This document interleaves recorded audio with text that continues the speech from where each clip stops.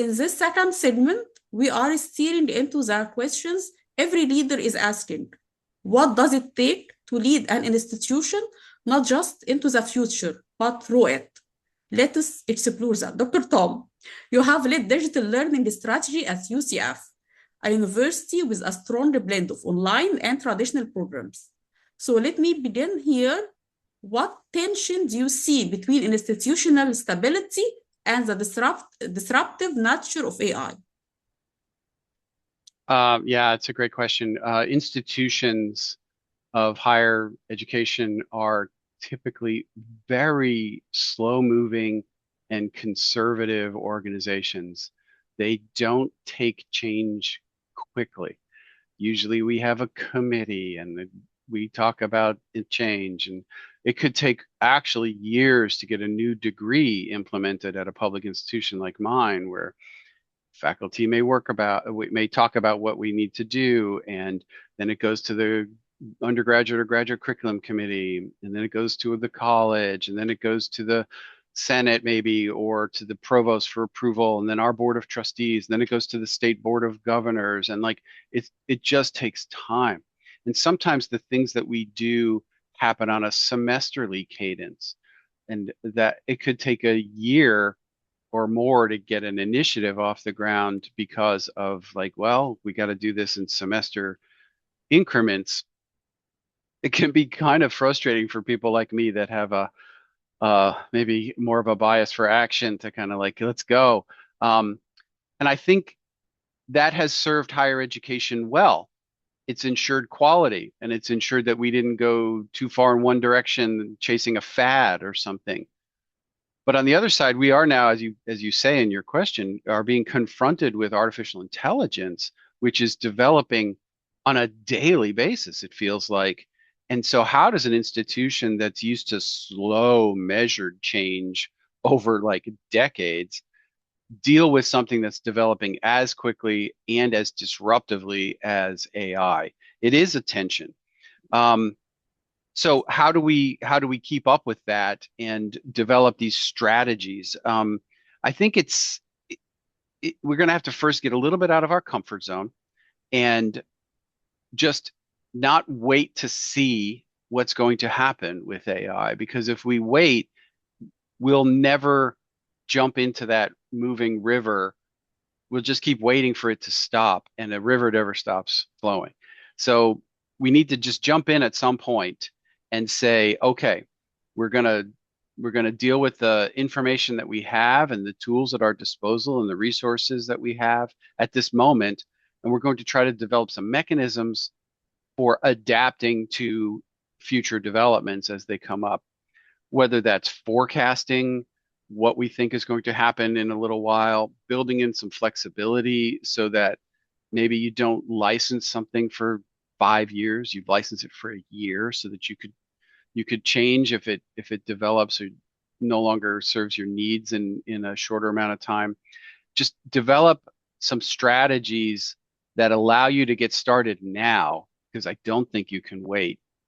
But also at the same time, not overcommit to that exact thing that you're starting with, recognizing that the pace of change in AI is so fast that you're going to have to evolve and develop, and don't get too comfortable.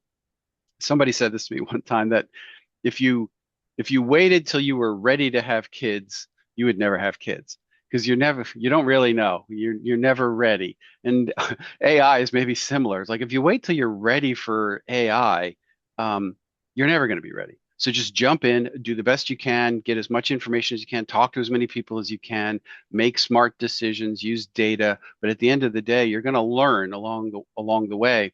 And then, as I said, build in these mechanisms for being flexible and adapting to the future as you go along. Yes. Where do universities tend to be most resistant? Resistant to change?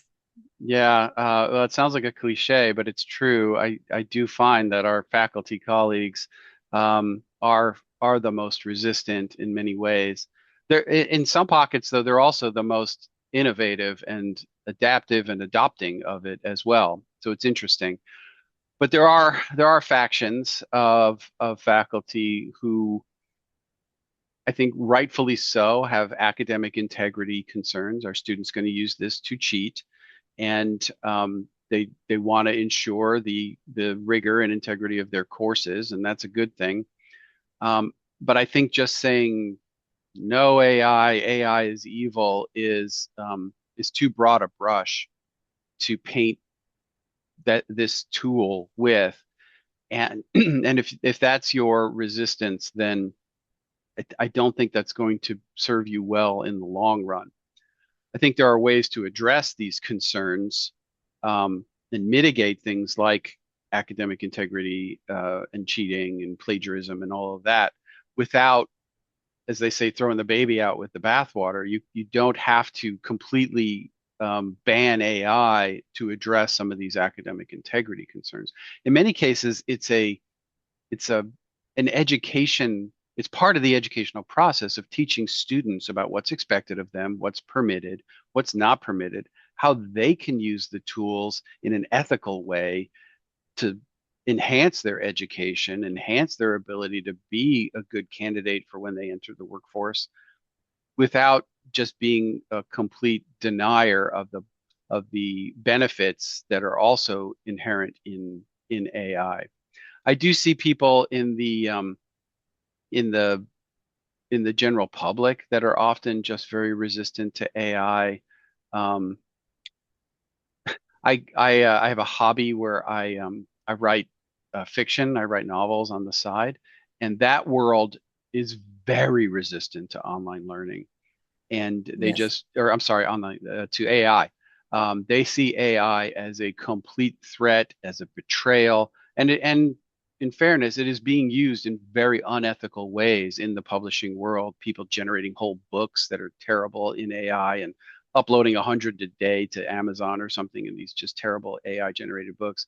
And it kind of makes all of it look bad, but it still can be a very useful tool for research or for grammar checking or something, right? But not again in the creative process.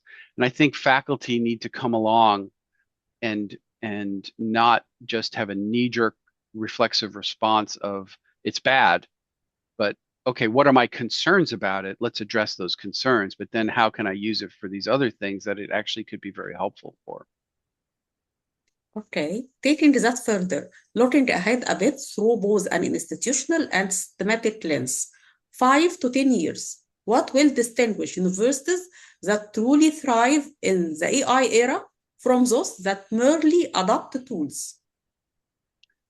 Yeah, well, I'll say this with the disclaimer that we're still trying to figure this out ourselves, right? I think like everybody, but I think it's an institution will need to embrace AI as a new reality, as like they need electricity to run the physical plant. They're going to need AI to sort of run the enterprise in many ways, at least run it efficiently.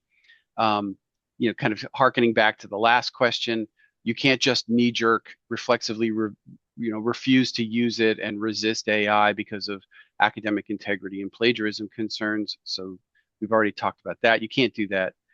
But I don't think it's a question of management. I don't think the institution needs to figure out how to manage their AI. I think it's a matter of integrating it. How do you integrate it across all aspects of the institution? Yes, within the curriculum and the pedagogy of the courses, and that's what we're working with our faculty on in many ways. But AI can be used very effectively to help with things like admissions and registration, um, course development, financial aid. There's all kinds of areas, the schedule building, where AI can really help. As I said in our previous discussion, as a collaborator to take a lot of the kind of just grunt work off of a human so the human can do the nuanced, more, critical thinking kinds of roles in all aspects of the university. I know, for example, that our vice president of facilities is looking at it on how we can use AI to better manage the physical plant. And air conditioning is on in buildings that are not being occupied at certain times of the day? And how can we maximize all of that? Because that all costs the university money. So it's across the entire enterprise. And then if the institutions that are going to, as you said, distinguish themselves are those that recognize this as a tool that can be deployed across all facets of the institution, from the physical plant to pedagogy and delivery of courses, and but also recognizes what the limitations are and not ask it to do too much. It's not a panacea, right, for solving all the institution's problems. It's just one more tool in the toolbox that an institution can use. Yes. So what today's discussion makes clear is that AI is not simply introducing new tools into universities. It is pressing institutions to examine their identity, their culture, and the assumption they have carried for decades. Stability has long been the strength of higher education, but in moments of deep technological change, that same stability can feel like resistance. Dr. Tom, thank you for helping us see that leadership in this era is not about chasing innovation for its own sake, but about making thoughtful choices about when to move, how to move, and what values must remain constant even as systems evolve.